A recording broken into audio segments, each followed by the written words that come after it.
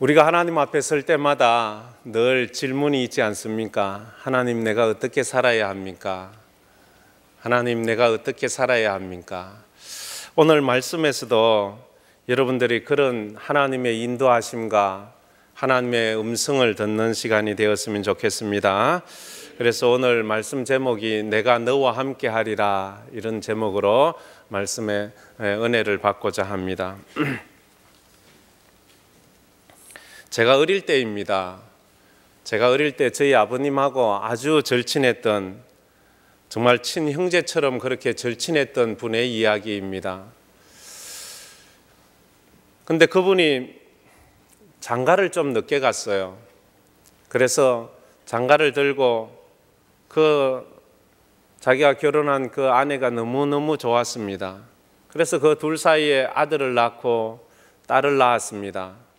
그래서 그 아들과 딸이 채 젖을 떼기 전에 겨울이었습니다. 두 부부가 겨울에 목욕탕을 갔습니다. 한국에 오니까 목욕탕 문화가 있지 않습니까? 그래서 둘이 목욕탕을 가서 남편은 남탕으로 아내는 여탕으로 들어갔습니다. 목욕을 다 마치고 나서 이제 집으로 갑니다. 근데 마침 모터사이클, 오토바이를 타고 갔습니다. 그래서 아내를 뒤에 태우고 이제 그 추운 겨울에 가는데 이 오토바이가 그렇지 않습니까? 조금만 부릉하면 이 시동이 붕 굴려서 앞으로 확 나가지 않습니까? 그러면 뒤에 타고 있던 그 아내가 남편이 잘 타는데 그날따라 이 시동 그런 거 엑셀레이터를 너무 세게 당겼던지 부릉하고 앞으로 나가 버렸어요. 그래서 그 아내가 뒤로만 넘어졌습니다. 넘어지면서 그 자리에서 떨어졌는데 그 자리에서 내진탕으로 숨을 거두고 말았습니다. 그렇게 사랑하던 아내가 자기 실수 때문에 죽은 거예요. 그러니까 평생을 내가 내 아내를 죽였다, 나는 아내를 죽였어. 그래서 정상적인 생활을 못합니다. 늘 술만 먹고 자기 인생을 막 그렇게 삽니다. 그래서 사람들이 말합니다. 그건 우연한 사고였어. 그건 너도 어쩔 수 없는 불가항력적인 그런 사고였을 뿐이야 하는데도 그는 그게 위로가 되지 않습니다. 견딜 수 없는 아픔입니다. 자녀들도 돌아보지 않아요.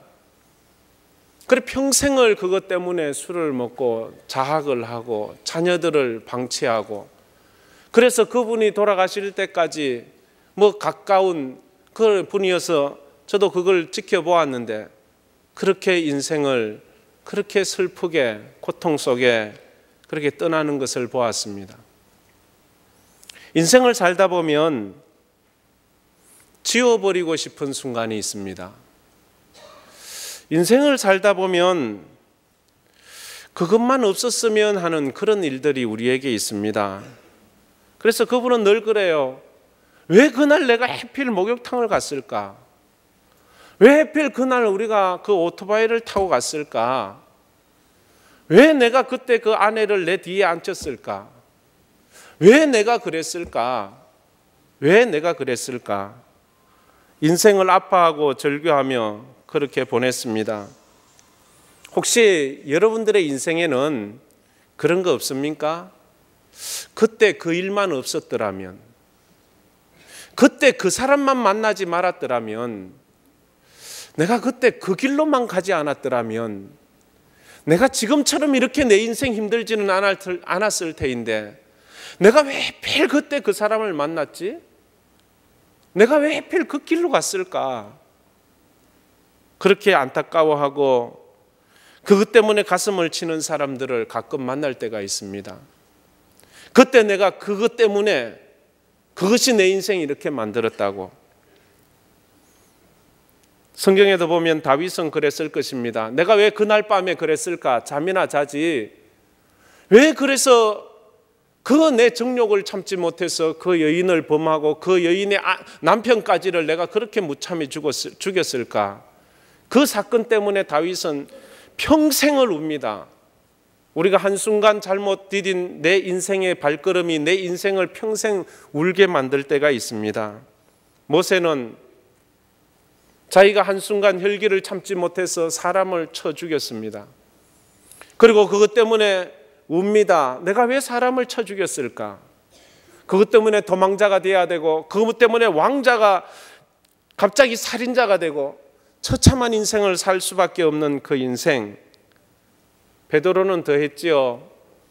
내가 왜 그날 밤에 그 여자아이가 너도 예수당이지 그렇게 물을 때, 그래 나 예수 믿어, 이 한마디만 했으면 내가 그날 저녁에 예수님과 함께 붙잡혀 죽었을지라도 여한이 없을 테인데, 내가 왜 그날 밤에 나 예수 몰라, 나 예수와 상관없어, 왜 그 말을 해서 내가 평생 그것이 가슴에 한이 되어 아침에 닭이 울 때마다 그 닭 울음소리에 베드로는 자지 못하고 일어나서 통곡하면서, 주님, 제가 주님을 부인했습니다.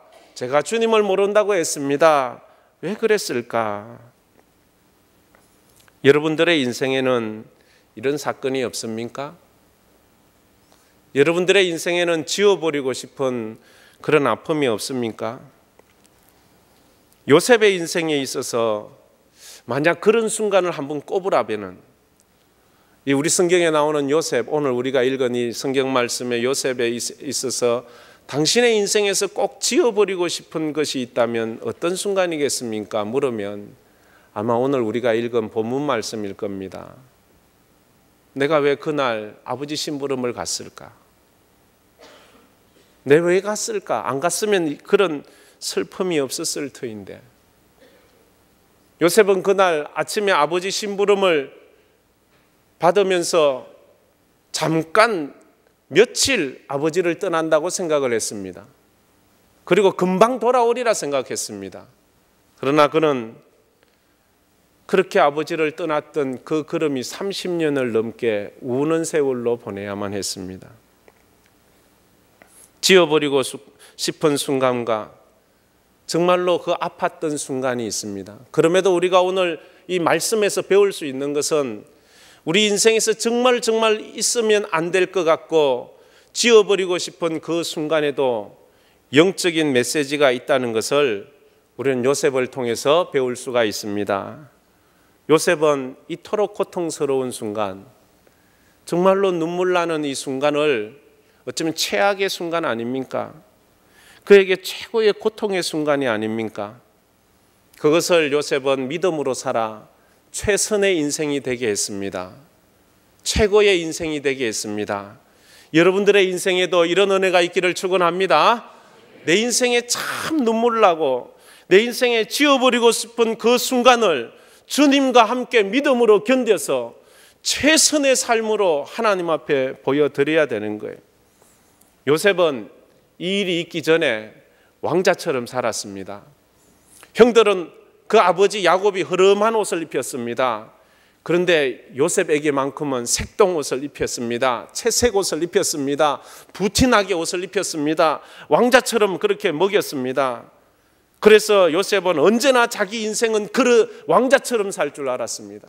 그런데 어느 날 그 아버지 야곱이 그 형들을 세겜으로 양치라고 보냈습니다. 이제 막내 그 요셉에게, 형들에게 가서 음식 좀 나누어 주고 잘 있는지 안부를 묻고 돌아오라고 심부름을 시킵니다. 요셉은 그 아버지의 심부름에 예 아버지 다녀오지요, 금방 갔다 올 줄 알았습니다. 그래서 아버지 심부름으로 음식을 한 보따리 싸고 그렇게 형들을 찾아 나섭니다. 이쪽으로 가도 저쪽으로 떠났다 그러고, 세겜에 가니까 도단으로 벌써 떠났다 그러고, 그래서 그가 도단까지 몇 날이 걸렸는지 모르겠지만 가서 형들이 있는 저 멀리 보니까 자기 형들인 거예요. 자기 형들이 양을 치고 있는 거예요. 요셉은 너무 기뻤습니다. 며칠 동안 형들을 찾다가 이제 찾았거든요. 이제 이 아버지가 준 음식을 형들에게 나누어 주고 자기는 이제 집에 가면 되는 거예요. 그래서 자기는 콧노래 부르면서 여행 삼아 온 거예요. 그래서 기쁘게 형들에게 쫓아가는데 그 쫓아오는 요셉을 보는 형들의 마음은 달랐습니다. 멀리서 요셉이 채색 옷을 입고 쫓아오는데 한눈에도 요셉인지 알겠어요. 형들이 말합니다. 아, 저 꼼쟁이가 오네. 그리고 형들이 서로 눈빛이 오고 가는데 서로 마음이 딱 맞는 거예요. 저놈 죽여버리자. 자기 동생은 지금 자기들에게 줄 음식을 들고 오는데 그 자기들에게 오는 그 동생을 보고 하는 형들, 10명의 형들의 마음이 하나가 된 거예요. 저놈 죽여버리자. 저놈 때문에 우리가 얼마나 아버지에게 구박을 받고, 저놈 때문에 얼마나 우리 어머니들이 구박을 받는지, 저놈 죽여버리자는 거예요. 사람의 마음이 그럴 때가 있습니다. 요셉은 아무것도 모르고 형들에게 쫓아갔는데 오자마자 형들은 인사도 받지 않고 그의 보따리를 빼앗고는 그의 옷을 벗기고는 그를 마른 웅덩이에 쳐넣었습니다. 이 무슨 청천 하늘에, 이 마른 하늘에 날벼락도 아니고 이거 완전히 너무 황당하지 않습니까? 형님들 왜 이럽니까? 형님들 왜 이럽니까? 그런데 이 요셉은 이 최악의 상황에서 최선을 만들어내고 있습니다. 그런데 이 요셉이 지금 몇 살입니까? 17살이에요. 17살은 아직 철부지 어린아이 아닙니까? 인생을 그가 알면 뭐 얼마나 알겠어요. 17살이. 그런데도 그가 그 어린 나이에 구덩이에 빠지고 형들에게 버림을 받고 죽음의 위기에 내몰리면서 그가 인생을 배워가는 그것을 볼 수 있습니다. 그래서 정말로 이 구덩이에 빠지고 난 이 요셉이 그 전과 그 이후의 삶이 완전히 바뀌는 것을 우리가 볼 수 있습니다. 철부지에서 또 신앙이 깊은 사람으로 바뀌어 갑니다. 그래서 성경 속에 이 요셉을 보면 이 구덩이 사건 이 다음에 보면 그 전에는 늘 요셉은 고자질쟁이였어요. 조금만 힘든 것도 못 견디는 사람이에요. 가서 형들이 조금만 놀리고 자기를 같이 안 놀아주면 아버지에게 쪼르르 가서 일러줘요. 그러면 그 아버지가 형들을 또 꾸중을 해요. 그런 것들이 쌓이고 쌓여서 형들 마음에 이 동생에 대한 미움이 가득 차 있는 거예요. 그런데 이 구덩이 사건 이후에 보면 요셉의 특징이 있습니다. 성경을 읽어보면요, 요셉은 절대 원망하지 않습니다. 핑계하지 않습니다. 절망하지 않습니다. 환경 탓하지 않습니다. 형님들 탓하지 않습니다. 그 전에는 왕자처럼 살았습니다. 호의호식하며 살았습니다. 그런데 구덩이에 빠지고 그가 애굽으로 노예로 끌려가서는 노예 생활은 그렇지 않아요. 두들겨 맞습니다. 욕을 얻어먹습니다. 인간 대접 못 받습니다. 그렇게 정말로 처참한 삶을 살면서도 요셉에 대한 기록을 한번 읽어보십시오. 요셉은 한 번도 원망하지 않습니다. 핑계하지 않습니다. 요셉의 인생에서 예수를 닮아가는 그 출발점이 어디입니까? 오늘 이 본문 말씀입니다. 본문에서가 그 시작점이라고 할 수 있어요. 이 구덩이가 요셉의 인생을 BC와 AC로 구분하는 구분점이 되었습니다. 창세기 42장 21절에 보면 그가 이런 말을 합니다. 그가 우리에게 액을 할 때에, 그 요셉의 형들이 말하지요. 요셉이 우리에게 액을 할 때에, 이 웅덩이에서 살려달라고 액을 할 때에 그 마음의 괴로움을 보고도 듣지 아니하였도다. 요셉의 인생이 이렇게 액을 하는 인생이 되었습니다. 마음의 괴로움의 인생이 되었습니다. 이럴 때 우리는 이 본문을 통해서 무엇을 배워야 합니까? 요셉이 배웠던 걸 우리도 배워야 되지 않겠습니까? 첫째로 요셉은 고난의 구덩이에서 자신을 발견할 수 있었습니다. 자기 자신을 발견해요. 아, 나는 아무것도 아니구나. 나는 아무것도 할 수 없는 인생이구나. 나는 아무도 알아주지 않는 인생이구나. 아무도 알아주지 않는 인생이구나. 아버지 집에 있을 때는 왕자예요. 모든 사람이 도련님 했을 거예요. 그 앞에서 잘 보이려고 아양떤 사람도 있을 거예요. 하인들은 그랬을 거예요. 그런데 그가 애굽의 노예로 끌려오니까 그저 쌍꺼풀 없는 눈째진 그 가나안에서 붙잡혀온 동양 하인에 불과한 거예요. 노예에 불과한 거예요. 누구도 안 알아주는 거예요. 그저 말을 안 들으면 채찍질부터 오는 거예요. 내가 지금 의지하고 있는 그것, 내가 지금 붙잡고 거드름 피우는 그것이 나를 평생 지켜줄 줄 알고 그것이 내 인생을 꽃 피워줄 줄 알았는데 그것이 내게서 떠나는 순간 나는 아무것도 아니구나. 아무것도 아닌 거예요. 요셉이 그 일로 애굽에 끌려가서 노예가 되고 감옥에 갇히고 아버지를 다시 만나기까지 근 30년이 넘습니다. 그 세월을 그는 울면서 지납니다. 그러면서 두 번째로 요셉에게서 배울 수 있는 것은 거기서 자기 자신만 발견하면 처량해서 어떻게 살아요? 못 살지요. 거기서 자기가 아무 쓸모없는 인생임을 알면 거기서 어떻게 해야 됩니까? 목매달아 죽어야 됩니까? 혀 깨물고 죽어야 됩니까? 근데요, 요셉은 거기서 자기만 발견한 것이 아니라 하나님을 발견합니다. 거기서 하나님을 발견하는 거예요. 하나님을 만나는 거예요. 성경은 하나님과 요셉의 만남을 자세하게 설명해 주지는 않지만 우리가 충분히 이 성경 말씀을 통해서 유추해 볼 수 있습니다. 고난 가운데서, 고난의 구덩이에서 그가 노예 생활을 하면서 어떻게 하나님을 만나 믿음의 사람으로 되어가는지를 볼 수 있어요. 요셉이 구덩이에 들어가기 전에 그가 어떤 신앙생활을 했는지에 대해서는 우리에게 소개해 주지 않지만 그 이후에 그의 신앙생활을 우리에게 소개하는데 정말로 너무너무 빛나는 신앙생활을 우리에게 소개해 주고 있다는 거예요. 고난이 그 인생을 불행하게 만든 것이 아니라 그 고난을 어떻게 반응하느냐에 따라 그 인생이 불행해지기도 하고 그 인생이 행복해지기도 합니다. 고난을 대하는 태도가 중요한 거예요. 여러분, 고난 중에 있습니까? 이걸 배우세요. 이 고난을 어떻게 대할 것인가? 고난 가운데 울면서 앉아 있을 것입니까? 고난 가운데 남탓만 할 것입니까? 고난 가운데 절규만 할 것입니까? 아니면 고난 가운데 어떤 태도를 가질 것입니까? 이 사건 이후에 성경이 말하는 요셉의 고백이 있습니다. 이 사건 이후에 요셉은 계속해서 고백을 하는데 고백할 때마다 뭐라고 말하는가 하면 하나님께서 그렇게 했다고 말해요. 어쩌면 하나님이 내 인생 망쳤어, 하나님이 내 인생 책임지지 않아, 이렇게 말하는 것이 아니라 어떻게 말하는가 하면 보디발의 아내가 그를 유혹할 때도 내 인생 막 살아야지 이렇게 말하지 않았습니다. 그가 말하기를 내가 어찌 이 큰 악을 행하여 하나님께 죄를 지으리이까? 내가 어찌 이 큰 악을 행하여 하나님 앞에 죄를 지으리이까?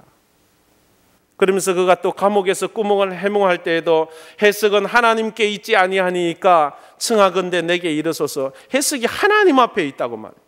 바로 왕 앞에 꿈을 해몽해 줄 때에도 하나님께서 바로에게 평안한 대답을 하시리이다. 하나님께서 그렇게 해 주실 거라고 말합니다. 죽을 때에도 그렇습니다. 요셉이 그의 형들에게 이르되 나는 죽을 것이나 하나님이 당신들을 돌보시고 당신들을 이 땅에서 인도하여 내사 아브라함과 이삭과 야곱에게 맹세하신 땅에 이르게 하시리라. 요셉이 이스라엘 자손에게 맹세시켜 이르기를 하나님이 반드시 당신들을 돌보시리니 당신들은 여기서 내 해골을 메고 올라가겠다 하라 하였더라 말합니다. 저와 우리의 인생을 돌아보시면서 인도하시는 분, 그래서 우리의 고백도 하나님이 하셨습니다 해야 합니다. 얼마나 이렇게 요셉이 웅덩이에 빠져서 형들의 이름을 부르고 아버지를 불러도 아버지가 어떻게 듣습니까? 그 멀리서 아버지도 오지 않아요. 형들의 10명의 형들의 이름을 다 부르면서 형님은 첫째 형님, 둘째 형님 나 좀 살려주세요, 셋째 형님, 넷째 형님, 다섯째 형님, 여섯째 형님, 일곱째 형님, 여덟째 형님, 아홉째, 10명의 형을 불러도 아무도 아는 척도 안 해요. 이제 죽어야 되는 거예요. 어떻게 살아납니까? 요셉이 거기서 어떻게 살아나요? 살 길이 없잖아요. 이제 죽어야 되는 거예요. 근데 하나님께서 하나님의 동아줄을 보여주세요. 28절입니다. 우리 한번 28절 다 같이 한번 마지막 절 다 같이 읽겠습니다. 그때에 미디안 사람 상인들이 지나가고 있는지라 형들이 요셉을 구덩이에서 끌어올리고 언 20에 그를 이스마엘 사람들에게 팔매 그 상인들이 요셉을 데리고 애굽으로 갔더라. 아멘. 하나님께서 마침 요셉이 이제 거기서 울다가 지쳐서 배고파 죽든지 짐승의 먹이가 되든지 아니면 형들이 돌을 던져 죽든지 뭐 그래 죽어야 되는데 마침 미디안 상인들이 그 옆을 지나가는 거예요. 우연히 지나갔다고 생각하지 마세요. 하나님의 계획이 있는 거예요. 마침 거기로 미디안 상인들이 지나가게 해서 그 미디안 상인들을 보자 형들이 이놈 뭐 저기에 팔아서 우리 용돈이나 쓰자 하고 은 20냥에 그를 파는 거예요. 요나가 하나님 명령을 거역하고 니느웨로 안 가고 다시스로 가다가 배가 풍랑을 만났습니다. 사람들이 이제 이 요나를 바다에 집어 던집니다. 너 때문이라고. 풍랑이는 바다, 배를 타고 있어도 살 수 없는 그런 상황입니다. 그런데 홀몸으로 바다에 던져지면 거기서 어떻게 삽니까? 그건 죽어야지요. 누가 봐도 죽어야 되는 요나의 상황인데 하나님께서 하나님의 방법으로 요나를 살리는데 어떻게 합니까? 어떻게 해요 그때? 갑자기 바닷속에서 큰 물고기가 나오더니 요나를 왕캉 삼켜버렸어요. 하나님의 방법이 있습니다. 여러분 지금 방법이 없습니까? 해결 방법이 보이지 않습니까? 하나님 앞에 구하십시오. 하나님, 요셉에게 미디안 광야에 상인들을 보내시듯 요나에게 물고기를 보내시듯 내 인생에도 하나님의 은혜와 도우심을 보내어 주시옵소서. 우리 기도해야 합니다. 그래서 시편 기자는 40편 2절에 이렇게 말하죠. 나를 기가 막힌 웅덩이와 수렁에서 끌어올리시고 내 발을 반석 위에 두셨나이다 라고 말합니다. 나를 기가 막힌 웅덩이와 수렁에서 끌어올리셨다. 사람들이 이런 질문을 하면 답이 가지가지입니다. 당신은 인생을 살면서 배운 이치가 뭡니까? 물으면 사람들은 저마다 대답이 있어요. 여러분들은 인생을 지금까지 사시면서 배운 인생의 진리가 뭡니까? 어떤 사람이 이렇게 대답을 하더라고요. 인생은요, 돈이 있어야 돼요. 돈이. 이렇게 말하더라고요. 그래, 돈이 있어야지 성공하고 그렇대요. 또 어떤 사람은 말해요. 요즘 한국 사회가 말하는 거 있잖아요. 인생은 부모를 잘 만나야 되는데 부모를 잘. 여러분 그러면 돈이 있고 부모를 잘 만나면 인생 성공할 수 있다고 생각하십니까? 우리 성도들은요 이렇게 대답을 해야 돼요. 인생은요 하나님을 만나야 돼요. 할렐루야. 할렐루야. 그래, 인생은요 돈이 많다고요. 그 돈 얼마 안 가서 썩은 동아줄 될 거예요. 부모 잘 만나면 성공한다고요? 그것도 얼마 가지 않아서 썩은 동아줄이 될 거예요. 하나님을 잘 만나야 됩니다. 고난 가운데 숨겨진 하나님의 은혜를 우리가 기억해야 돼요. 그래서 그 고난은 하나님을 찾고 하나님을 발견하게 하는 거예요. 고난 가운데 우리가 고난만 당한다면 그 인생 고달파서 힘들어 못 살아요. 고난을 당하지만 그 속에서 하나님을 발견한다면 우리는 그 속에서 다시 일어설 수 있습니다. 요셉은 고난의 웅덩이에서 하나님을 만났습니다. 그 고난의 웅덩이에서 나 좀 살려주세요. 아버지, 형님들 아무도 없었어요. 그러다 거기서 그가 깨달았어요. 하나님밖에 없구나. 하나님밖에 없구나. 내 인생 도울 그런 사람이 하나님밖에 없구나. 시편 기자가 그래서 그 시를 적었는 것 같습니다. 하늘에서는 주 외에 누가 내게 있으리요 땅에서는 주밖에 나의 사모할 자 없나이다. 할렐루야. 여러분의 인생 가운데서도 그 주님이 함께 하십니다. 그 주님과 함께 믿음으로 승리하는 우리 성도들 되기를 주의 이름으로 축원합니다.